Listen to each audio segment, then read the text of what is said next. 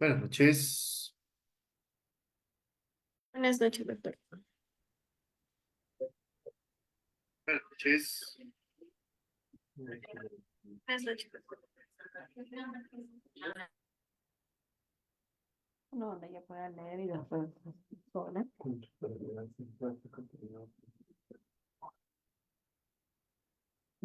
Buenas noches, doctor. ¿Se encuentra en sala? Vamos a iniciar, por favor.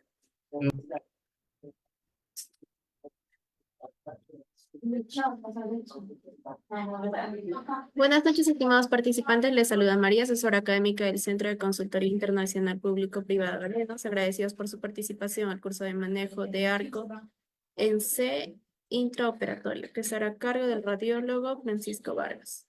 Asimismo, para el buen desempeño del radiólogo se les recomienda, por favor, mantener la cámara y micrófonos apagados. Y para las dudas o consultas, estaré dejando mi número en el chat del Zoom.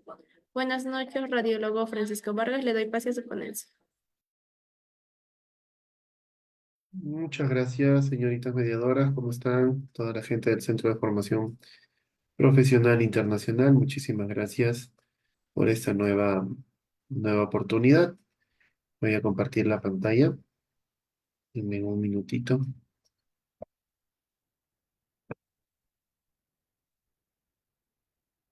Ya,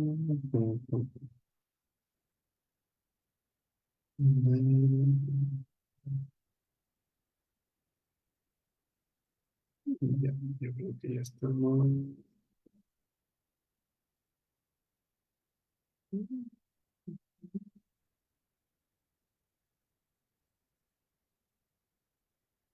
Bien, el día de hoy vamos a conversar de esta área de la radiología, el radiodiagnóstico, que es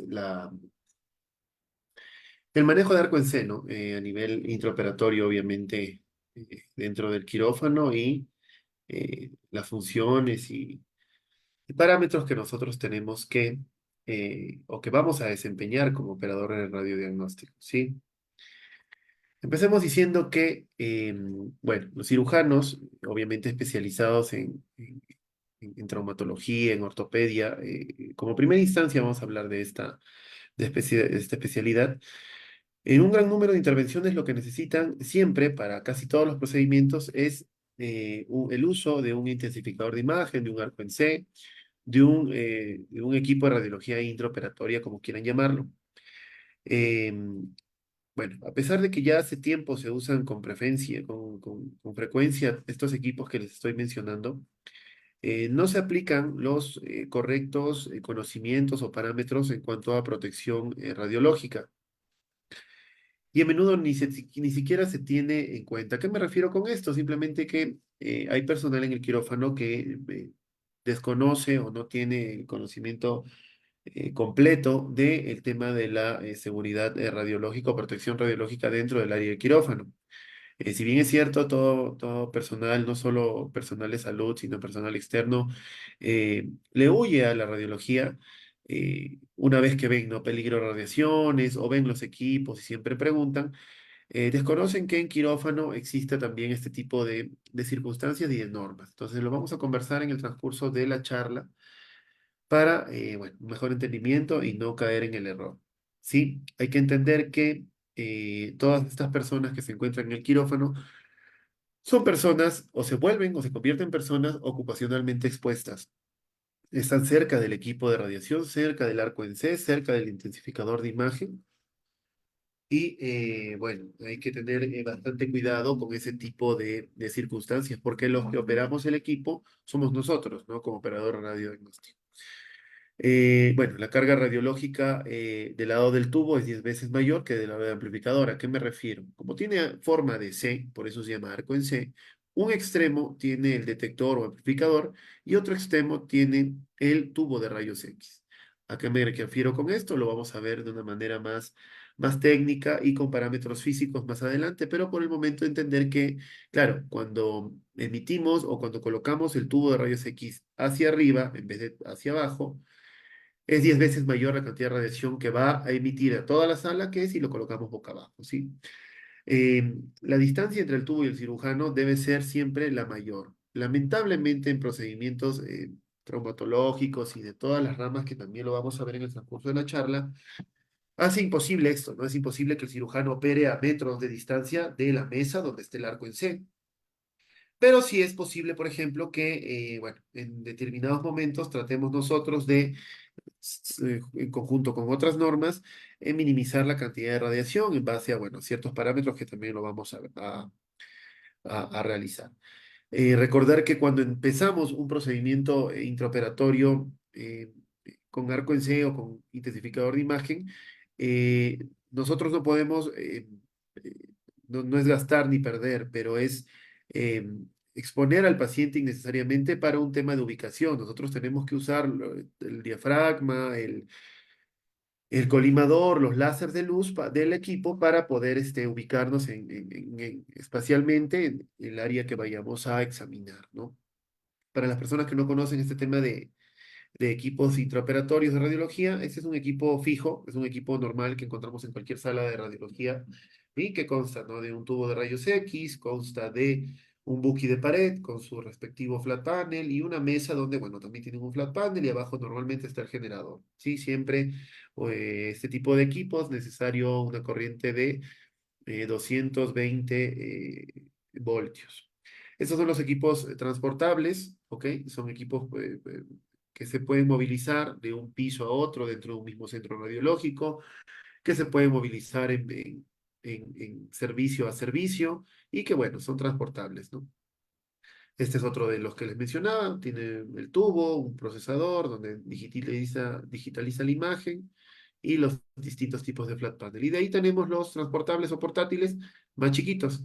Ok, este es un equipo que, bueno, no es más grande que una caja de zapatos, si hacemos la analogía con eso, y que, bueno, tiene todos los dispositivos y factores dentro del mismo aparato, un colimador, un diafragma, los láseres correspondientes, y que nos sirve para, obviamente, radiología portátil. ¿Por qué les menciono esto de los equipos? No es por aburrirlos, sino porque, bueno, los portátiles también son ajustables o modificados para tenerlo dentro de unidades móviles, como es esta ambulancia, como son los camioncitos que vemos nosotros en medicina ocupacional. Les digo todo esto porque llegamos al intensificador de imagen, que es lo que nos interesa, ¿no? Es un intensificador de imagen, es decir, un tubo con un receptor de imagen, un amplificador, como dice la literatura, que, bueno, nosotros mediante distintos factores y parámetros, emitimos radiación para después ser procesada o digitalizada por una consola en sus correspondientes pantallas y observada en tiempo real, ojo con eso, por el profesional, el especialista, el cirujano que esté realizando el procedimiento. Es necesario que el manejo de este intensificador de imagen, de este arco en C, lo realice, bueno, un operador radiodiagnóstico certificado y capacitado, no solo en imagen, sino en imagen intraoperatoria, así con tiempo de experiencia y que, bueno, sepa y conozca toda la normativa actual y vigente en lo que es un quirófano, ¿sí? Recordemos que es completamente distinto manejar equipos radiológicos en un quirófano a los que usamos normalmente en salas de rayos X, tomografía, etcétera, etcétera. Este es igual, otro tipo de arco en C o de intensificador de imagen. Con sus pantallas, la consola, el procesador, el generador normalmente está en esta parte de aquí, en esta base, y transportable completamente, ¿sí? Normalmente la posición que debemos optar es de esta manera, ¿ok? El arco en C, acá atrás vendría todo este segmento, si siguen el cursor, y bueno, el profesional, el cirujano, tendría que estar del lado que, bueno, esté haciendo el procedimiento, sea derecho, sea izquierda, sea superior, sea una pierna, sea un hombro, del lado bueno, del lado que no está el tubo, ¿no? Aquí sería bastante complicado realizar ese tipo de procedimientos, lo vamos a ver más amplio conforme avance la charla. Este es el equipo que nosotros usamos en el centro donde trabajo. Es un equipo de origen coreano, es un intensificador de imagen bastante bueno. Yo me diría que moderno. La pantalla es táctil, donde, bueno, tenemos la región que vamos a examinar o que vamos a dar imagen con los respectivos factores y parámetros, kilovoltaje, miliamperaje. Y ahorita, bueno, lo pusimos en modo automático, es decir, al momento que nosotros seleccionamos una estructura, como vemos acá, ¿no? Mano, antebrazo, hombro, cuello, columna, fémur, rodilla, ubica un factor ya preestablecido, ¿no? Los equipos ahora, no solo los intraoperatorios, sino los de uso normal, son uso cotidiano, uso convencional, son ya automáticos. Obviamente nos da la posibilidad de fijar ese factor, es decir, no moverlo durante toda la intervención o el procedimiento o variar, ¿no? Los factores dependiendo de la contextura del paciente. Igual, les he traído un video donde vamos a ver el equipo que nosotros usamos. Esta es la consola que les indicaba, ¿sí? Con los factores. Este es, bueno, el brazo y este es el arco en seno, donde un extremo tiene el tubo, este lado está arriba y abajo el amplificador o digitalizador o detector. Las distintas palancas, accesorios, ¿sí? Todas estas palancas nos permiten hacer girar el tubo de izquierda a derecha, de arriba a abajo, de anterior a posterior y obviamente conectado siempre a sus pantallas, ¿no? Unas pantallas que, bueno, una vez que nosotros emitamos el haz de rayos X en tiempo real o continuo, vamos a adquirir las imágenes, la posición que nosotros adoptemos del equipo de intensificador de imagen va a depender mucho del procedimiento y del cirujano que esté realizando la intervención. Es así que, como les decía, siempre debemos priorizar, o por lo menos tener en cuenta que arriba debe ir, de preferencia, arriba de la mesa o camilla, debe ir el tubo, perdón, el digitalizador y abajo el tubo o la fuente radioactiva, ¿sí? Nosotros, en la gran mayoría de casos, en radiología intraoperatoria, con los profesionales que más trabajamos, son con los traumatólogos ortopedistas, ¿no? Si bien es cierto, en la radiología se está abriendo intraoperatoria, se ha abierto campo mucho más allá de la traumatología, ya asistimos a procedimientos vasculares, a procedimientos urológicos, también les he traído un poco de esas imágenes, pero el fuerte, por así decirlo, es este tema de imagen, ¿no? Anteriormente, cuando no existía, no la radiología, sino la radiología intraoperatoria, eh, recuerden que no siempre existían este tipo de equipos. Anteriormente eran equipos mucho más grandes, mucho más pesados, y eran imposible de introducirlos, aún siguen siendo grandes, pero eran imposible introducirlos en un quirófano, entonces no se realizaban. El traumatólogo tenía que hacer todos estos procedimientos a lo que su experiencia le dicte.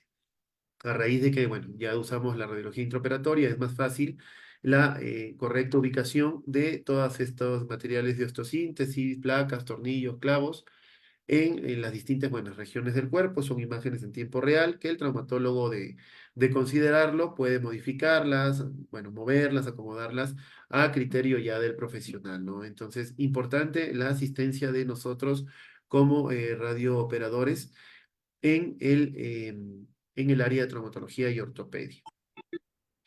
Hay que conocer, estimados oyentes, las personas que no, si me ayudan con el micrófono, por favor. Bueno,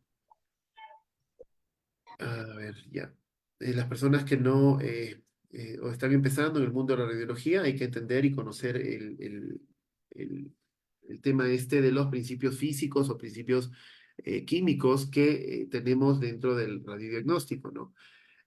Saber sus riesgos y que el mal uso, bueno, puede causar accidentes, ¿no? Recordemos que dentro del quirófano estamos emitiendo radiación, todo el personal, incluyendo el paciente, está expuesto a radiación existente y que depende de nosotros la correcta manipulación y la correcta protección. Eso no solo significa comentarles o decirles, ¿saben qué voy a irradiar? No. Hay que brindar protección plomada a los pacientes, al personal y si es posible hasta al paciente también, ¿no? Entender que, bueno, la radiación ionizante es un tipo de radiación electromagnética donde, bueno, básicamente como todo tipo de radiación electromagnética tiene una longitud de onda que, bueno, por estructura sabemos que se compone de una cresta, de un valle y de una amplitud, ¿no? Mientras más, esta sería la cresta, este sería el valle, que mientras, bueno, sabemos que la radiación ionizante, la radiación electromagnética no solo aplica, o sea, no solo existe no solo es no solo en los rayos X o en la radiación ionizante aplica, sino hay distintos tipos de radiación electromagnética, las ondas de radio, el microondas, la luz solar, etcétera, etcétera. Vamos a quedarnos obviamente con la radiación ionizante, los rayos gamma, los rayos X, que es lo que nos interesa, y en base a eso entender de que, bueno, la longitud de onda que tienen los rayos X es bastante corta, ¿no? Eso hace relación a que mientras más corta sea la longitud de onda, el poder de penetración es mucho más fuerte. Es por eso que los rayos X, los rayos gamma, pueden atravesar la materia, es una de las propiedades que tiene la radiación ionizante. Mientras que obviamente las ondas de radio, microondas, al tener una longitud de onda mucho más larga, el poder de penetración es mínimo, ¿sí? La energía de la radiación ionizante básicamente redondea desde los 100 a los 250 kiloelectronvoltios. ¿Ok? Es como medimos la radiación. No el poder de ionización, sino, sino por favor, por ahí creo que se les quedó un micrófono prendido. Listo. Em, Podemos, bueno, lo que les decía, ¿no? Una energía de la radiación ionizante de 100 a 250 kiloelectronvoltios, ¿no? Es la unidad de medida de energía que hacemos en la radiación ionizante. Bueno, como propiedades, no como efectos, sino como propiedades, porque los efectos los vamos a mencionar después, tenemos de que dentro del quirófano vamos a manejar tres tipos de radiaciones, la útil, la absorbida y la dispersa. ¿Cuál es la útil? Nos ubicamos aquí abajo del paciente. Tenemos el tubo, ¿no? Y arriba del paciente, bueno, el detector. Este sería el paciente, estuviéramos haciendo un procedimiento en el miembro inferior, de rodilla, tobillo, pie, y vemos de que hay el uno, el 2 y el 3, donde el uno es la radiación útil, es decir, es la radiación que sale del tubo, traspasa al paciente y, bueno, llega al detector, ¿ok? Llega al detector y, bueno, se procede con la imagen. En el caso de la radiación absorbida, es simplemente la radiación o la parte de la radiación que absorbe el paciente. Después vamos a ver un cuadro comparativo de cuánto equivale a cada uno, pero es la radiación que solamente se queda en el paciente, es decir, que afecta los tejidos, los átomos del paciente. Y por último, la radiación, la tercera, que es el fin de esta charla, que es la dispersa, ¿no? Cómo nosotros afectamos o interferimos en la radiación o en la manera que irradiamos no solo al personal, sino al paciente dentro del quirófano. ¿Ok? Recuerden que nosotros, como les decía anteriormente, somos los responsables de la protección radiológica de todo el quirófano en el procedimiento que estemos realizando. Hay que entender así que los efectos, los principales a nivel químico y físico de la radiación ionizante son algunos, son más de 5 tipos de efectos, pero obviamente para motivos de estudio, hoy día nos vamos a centrar en los dos principales, que son el fotoeléctrico y el Compton.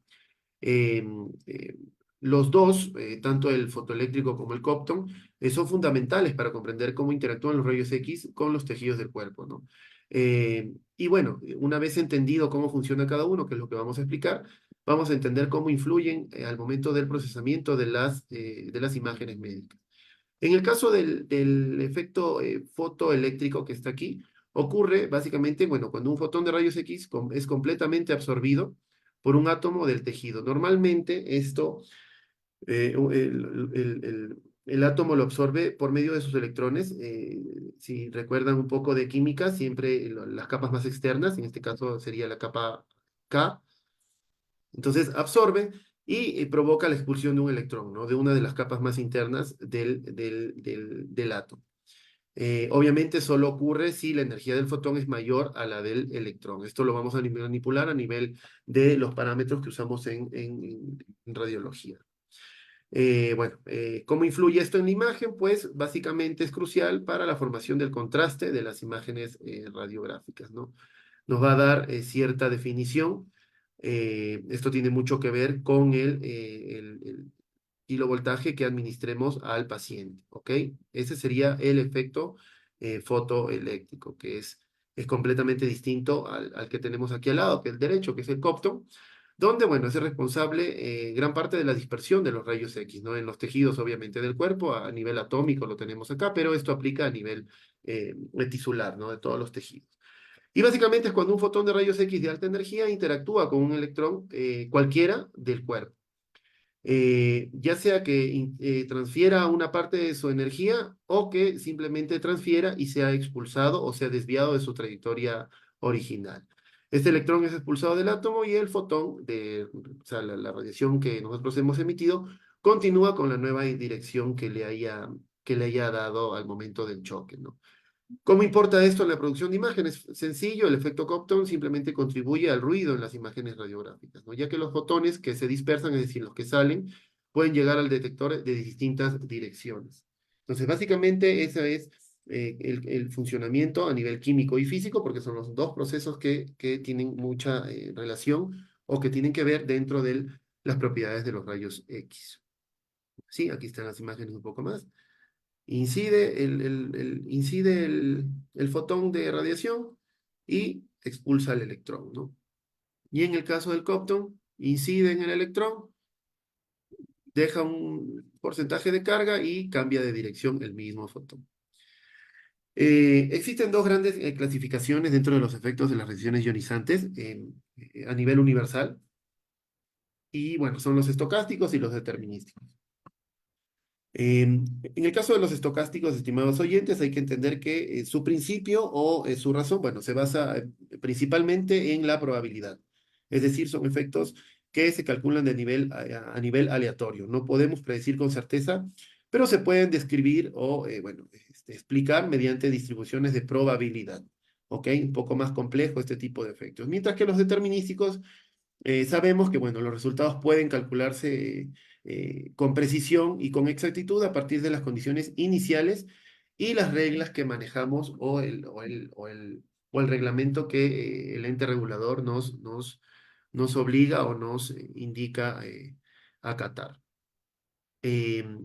Uno de estos datos bastante importantes es que aquí la incidencia de, por ejemplo, carcinomas papilares, el 85% de ellos están inducidos por radiación.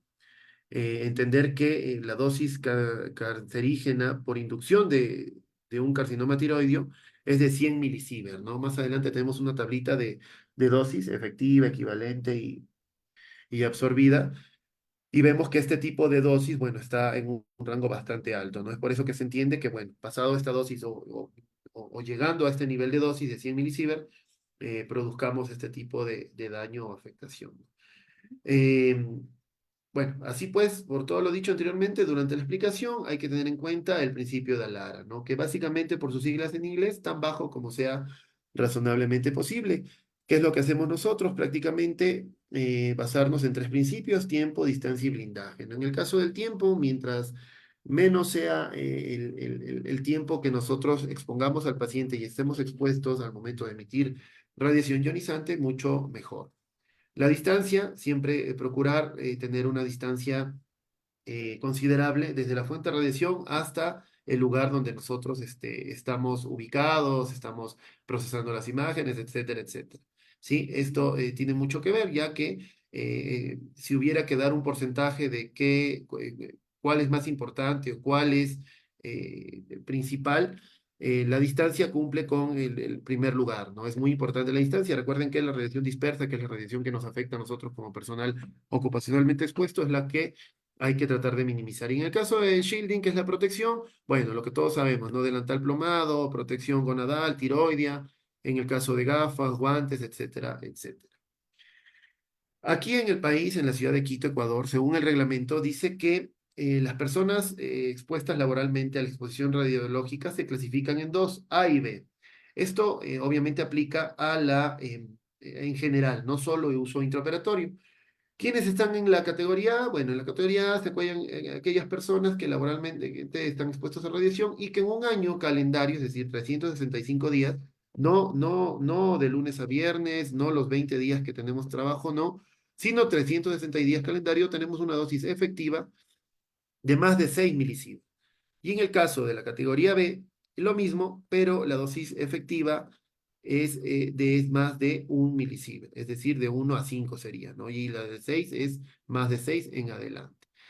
¿Por qué les menciono todo esto? Porque obviamente los cirujanos con los que trabajamos en el área intraoperatoria están o deben estar siempre dentro del grupo B, es decir, no poseer más de 5 milisievert año. Lastimosamente, bueno, no hacen, yo conozco muchos profesionales, muchos cirujanos de que te dicen, ¿no? Lo típico, lo clásico, no, es un procedimiento corto, no nos vamos a demorar, o solo ponme el collar tiroideo y es delicado o es bastante tedioso tener que insistir con un profesional en que debe seguir las normas de protección radiológica. Mientras que lo contrario, también existe personal que, bueno, sin nosotros haber ingresado al área o prender el equipo, saben que va a haber radiación ionizante en ese procedimiento y que solitos, bueno, ya se pone toda la protección, cada vez que emitimos rayos, bueno, salen de la sala y temas ya bastante exagerados, pero que son preferibles a comparación del caso anterior que les mencionaba, ¿no? Dentro de la normativa, el valor de dosis orgánica por año calendario de las personas expuestas laboralmente, hay una tabla en la página del ente regulador donde, bueno, está por tejido, ¿no? Por tejido y por tiempo. Pero acá les he traído unos ejemplos. Por ejemplo, en el cristalino, en el año no puede absorber más de 150 milisievert. Piel, manos, todas las regiones más cercas a la fuente radiactiva, de hasta 500 milisievert. Y en el caso de las gónadas, bueno, gónadas, útero y médula roja, médula ósea exactamente, 50 milisievert máximo. Lo ideal es que no nos acerquemos ni siquiera a la eh, segunda o la mitad de la dosis que nos permite máxima el orden regulador. No, no es que vamos a llegar, tratar de siempre llegar a 40, 55 para preocuparnos, no. Recuerden que es acumulativa, hay un tipo de dosis que es acumulativa y que si no, y si tenemos un techo, como en este caso para las gónadas de 50 milisievert, no significa que hay que acercarnos o que debamos permitir acercarnos. Algo bastante delicado y a veces complejo de comprender, pero lo vamos a explicar en el transcurso de lo que tenemos de charla, ¿no? Para tiroides y superficies cutáneas, bueno, hasta 300 milisievert. Y en el caso de vísceras, ¿no? Como intestino, estómago, vejiga, podemos hasta 150 milisievert respectivamente, ¿no? Recordar que el valor límite para la suma de las dosis efectivas de las personas, obviamente que están expuestas a radiación en un año, es de 400. Es decir, todos estos valores los vamos a sumar, ¿ok? Si emitimos para cierto tejido una cantidad, no significa que empieza de cero en otro procedimiento. No, si ya tenemos 150 milisievert año, habiendo realizado procedimientos, hay que considerar que, bueno, ya hay 150, ya no nos permite el tejido del cristalino participar en procedimientos donde se emita radiación ionizante, por más que, por ejemplo, en la tiroides tengamos 300 milisievert respectivamente, no.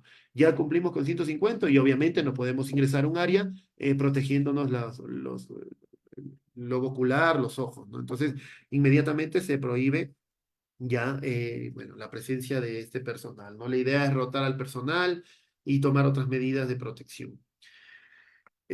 Como les decía, lo más importante de todo el taller o el curso que estamos hablando el día de hoy es este tema de la radiación dispersa, ¿sí? Básicamente, al momento de la fluoroscopía, del intensificador de imagen o del arco en C, la radiación dispersa es una radiación que existe, no la podemos ver, no la podemos tocar, no la podemos sentir, pero existe y especialmente esta es la que, bueno, obviamente se dispersa a raíz del paciente, porque es al paciente donde le emitimos primero la dosis útil y luego la dosis absorbida. Y esto genera, bueno, curvas de isodosis, ¿no? Estas curvas son medibles, son estas líneas rosadas que las vemos aquí. Este es un cuadrito que podemos eh, ver o observar en la página del organismo de energía atómica y lo pueden revisar, creo que es de libre acceso actualmente. ¿Y qué significa esto? ¿No? Acá tenemos la fuente radiactiva, aquí está el tubo y arriba está el detector, ¿no? Recuerden que esto era importantísimo. Minimizábamos hasta 10 veces la cantidad de radiación que ingresaba al paciente y se dispersaba cuando colocábamos de esta manera el arco en C.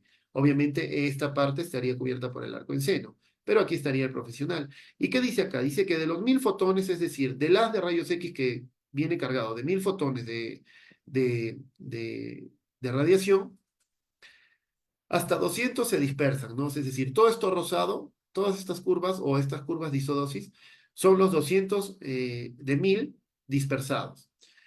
Solo 20 desde el tubo al amplificador de imagen o al detector son las que llegan hasta el detector. Es decir, nosotros procesamos 20 fotones de los 1000 que produce el disparo. El resto, obviamente, es absorbido por el paciente. Entonces, haciendo un cálculo rápido, tenemos 1000 fotones, ¿ok? Disparamos 1000 fotones, el paciente absorbe, bueno, el paciente absorbe 800 o 780 fotones, 20 llegan al procesador y los 200 restantes se quedan en el ambiente. ¿Y quién está en el ambiente en el quirófano intraoperatorio? Pues los cirujanos, el anestesista, nosotros como operadores radiodiagnóstico, personal de auxiliares, enfermeros y todo el que esté cerca de la fuente radioactiva. Este cuadrito nos explica de mejor manera el lado derecho lo que les decía, ¿no? Eh, Cuando nosotros, acá hay un cuadro comparativo, tubo arriba acá y tubo abajo en la imagen de la derecha. Lo mismo, ¿no? Aplica lo mismo, ¿no? Si lo hacemos de arriba abajo, lo único que va a variar va a ser la cantidad de radiación dispersa, porque la radiación absorbida y la radiación absorbida y la radiación que llegue al amplificador es la misma, pero la radiación dispersa varía, ¿ok? Varía y significativamente, lo vamos a ver también en el cuadro, en la ley del cuadrado, perdón.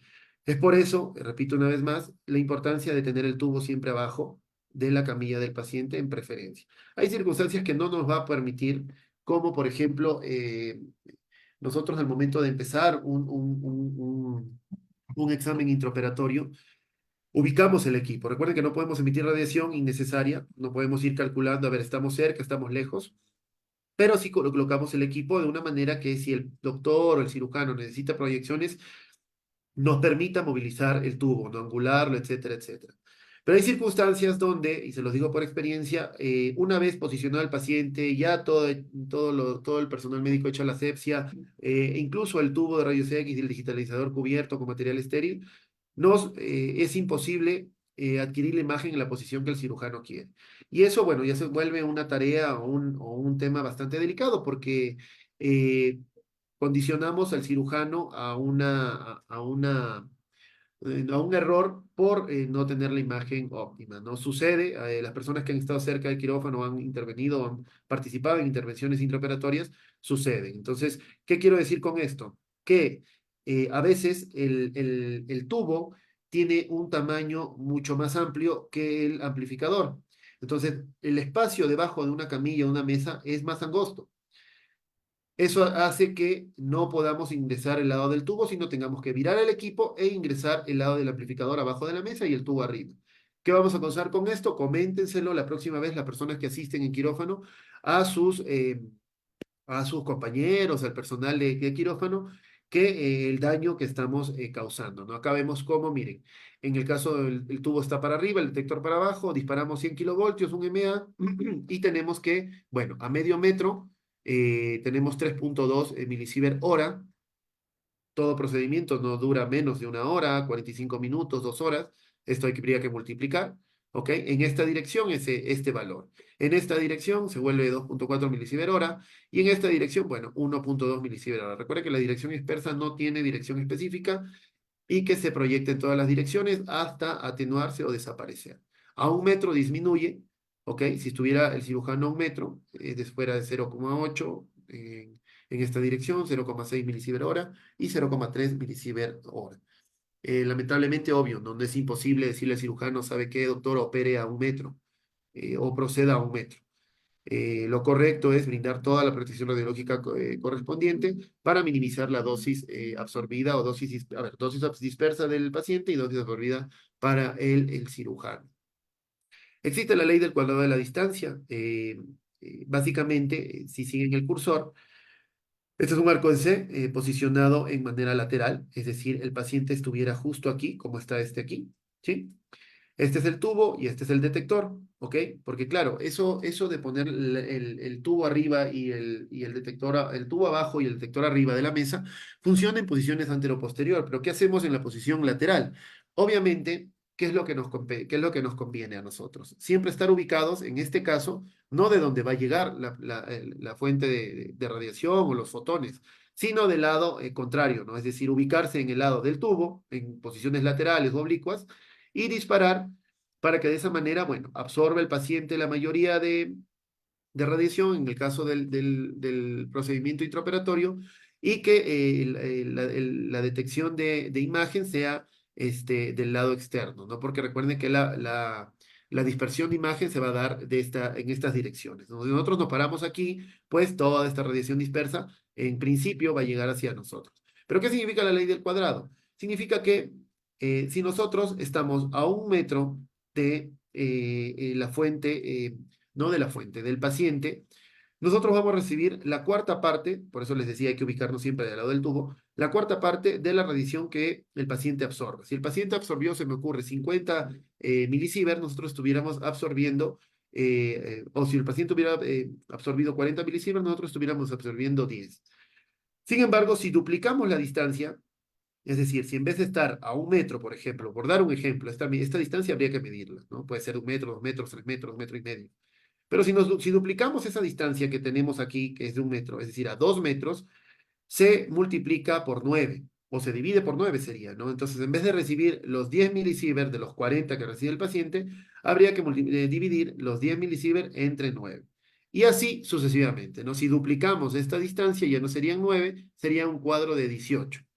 Hasta que, bueno, llega a un punto de que el cuadro, digamos, tenga 36 cuadros o subcuadros y que la radiación dispersa esté en cero. ¿Ok? Importante esto, la radiación dispersa, compártanlo con el tema o con los compañeros en quirófano y explíquenle de que los términos de Alara, el principio de Alara, perdón, cómo funciona el tema del efecto Compton, efecto fotoeléctrico, y lo importante de la distancia en el tema de radiología intraoperatoria. Nosotros, dejando de lado el tema de eh, procedimientos con traumatología, también asistimos a procedimientos urológicos, obviamente a nivel intraoperatorio. Desde hace casi un siglo no se usaban o se utilizaban los rayos X para diagnosticar enfermedades renales y urinarias. Esto es, bueno, en tomografías, en ecografías. Sin embargo, bueno, hace unos años los urólogos ya eh, solicitan el uso de dispositivos radiológicos intraoperatorios para sus procedimientos, ¿no? Incluso en procedimientos donde es mínima la intervención de equipos radiológicos, como por ejemplo una litotripsia, que claro, sabemos que la podemos evidenciar en ecografía, en tomografía, siendo este, bueno, el gol estándar, pero al momento de la asistencia del intraoperatorio ya participamos como pieza clave y fundamental, ¿no? Bueno, entender que bueno, la litrotripsia no tiene absolutamente nada que ver con el tema de imagen, simplemente son ondas de choque para destruir cálculos a niveles urológicos, pero que solicitan nuestra intervención, puesto que obviamente cuando retiran estos cálculos y para posicionar todo este tipo de catéteres y ubicarse y bueno, obviamente minimizar el tiempo, hacer menos invasivo el procedimiento, el tema de imagen, el tema de radiología intraoperatoria es crucial, ¿no? Es muy importante ahí. Eh, no siempre en los procedimientos urológicos, eh, o más claro, ¿no? Los urólogos o los especialistas en urología pueden o no participar de estos estudios. Han habido exámenes como la urografía, el urograma excretor, etcétera, etcétera, donde ya no lo realizamos con especialistas en urología. A veces en centros radiológicos lo realiza solo el operador radiodiagnóstico o el especialista en imagen. Pero bueno, todavía hay sitios y lugares donde sí está o sí participa el especialista en urología, ¿no?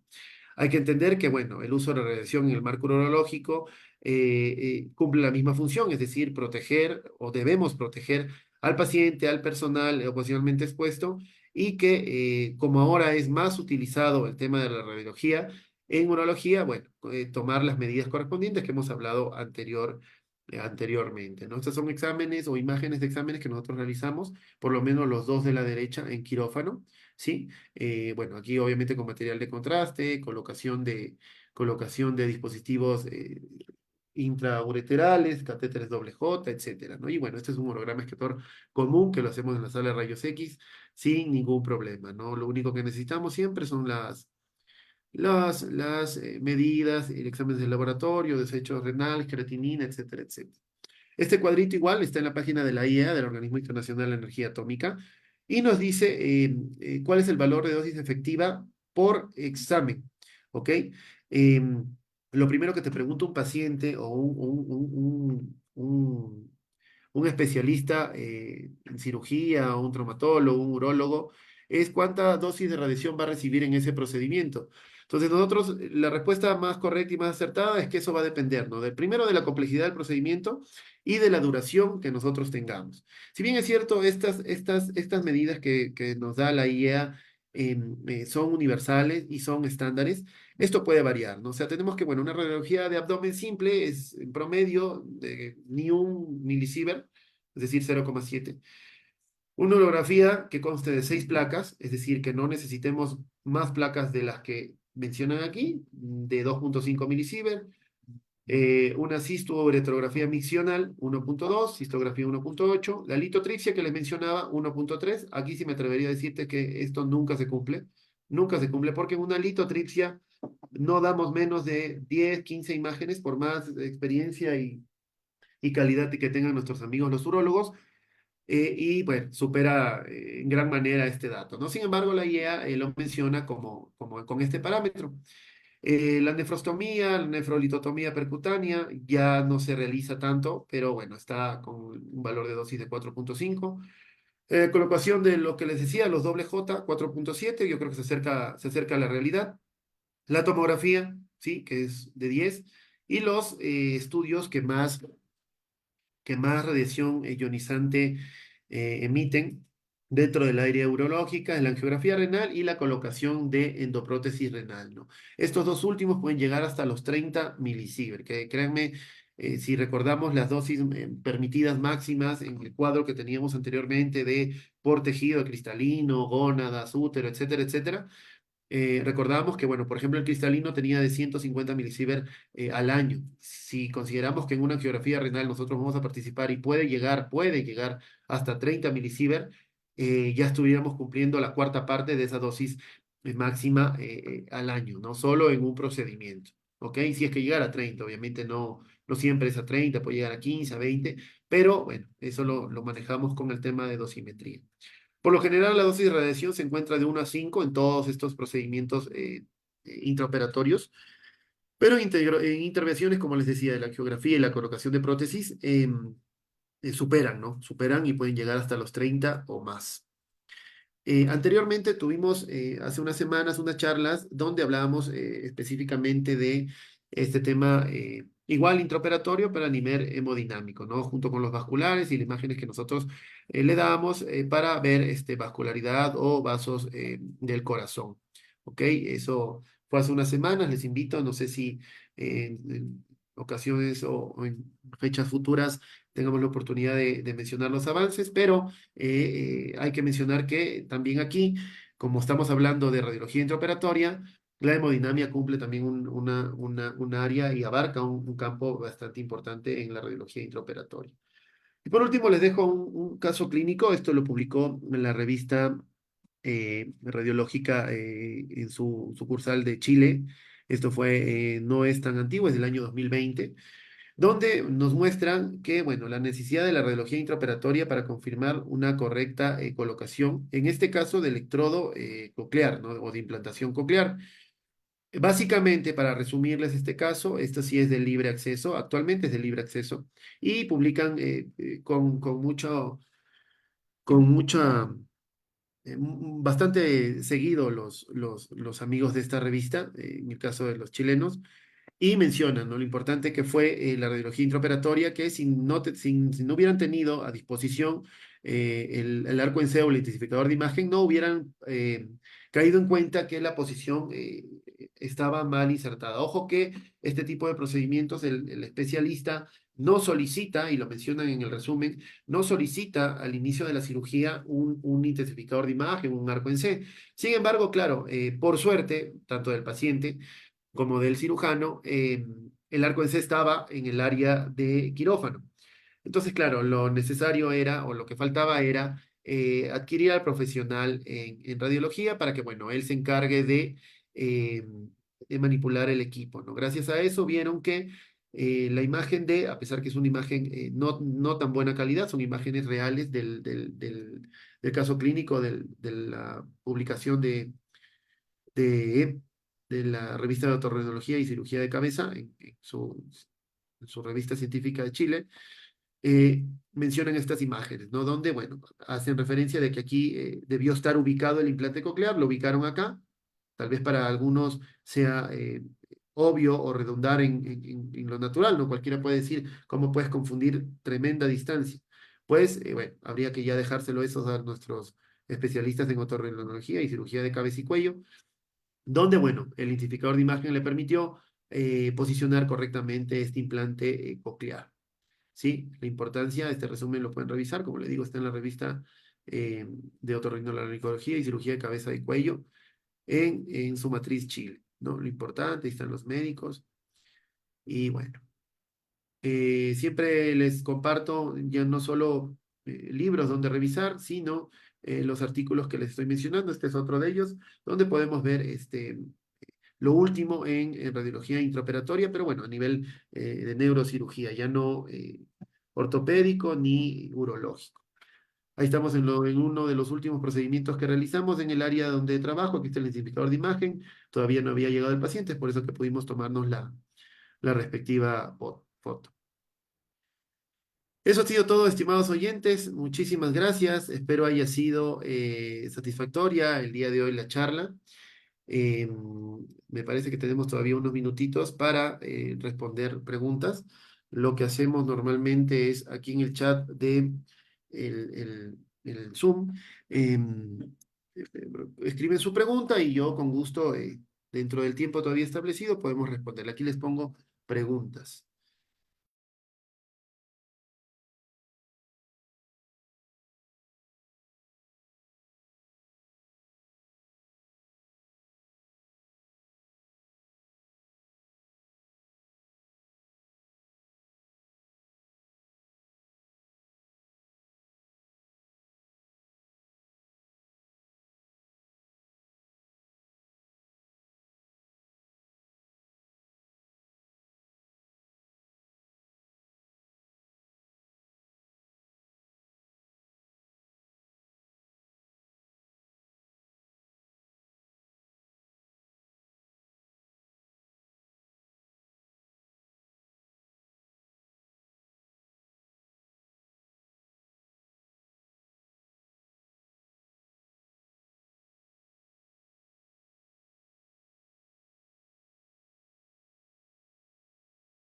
¿Qué tal, estimado Luis? ¿Cómo estás? Muy buenas noches.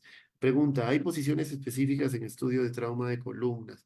Por supuesto, asumiendo que el paciente está bien posicionado al iniciar la cirugía, recuerda que solo tienes ese momento para pedirle a la personal de enfermería, al cirujano, que dependiendo a qué altura sea la cirugía, se me ocurre, no sé, una T5, T8, T10, ubicar tu tubo de rayos X inferior a a la mesa o a la camilla y, bueno, el detector superior, asumiendo que está ya en un segmento establecido.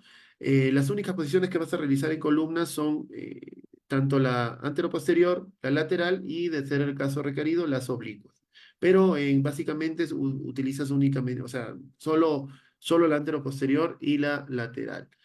Em, Esto cuando es de cirugía de columna, cuando es, bueno, hernias, cuando es, eh, ¿qué más hacemos? Cuando hay fracturas de cuerpo vertebral y lo rellenan con cemento, pues también participamos de ese tipo de intervenciones. Entonces, son posiciones que, por ejemplo, en la fractura de cuerpo vertebral, lo único que hacemos es anteroposterior. ¿Ok? Pero ahí lo complicado es ubicarnos específicamente en esa vértebra y colimar o diafragmar el tubo solo en ese segmento, ¿no? Recuerda que si estamos trabajando, van a trabajar solo en una vértebra, no es necesario irradiar 5, 6, 3, 4 vértebras, porque como le explicamos durante la charla, irradiación en vano y peligrosa. No sé si alguien tenga alguna otra pregunta.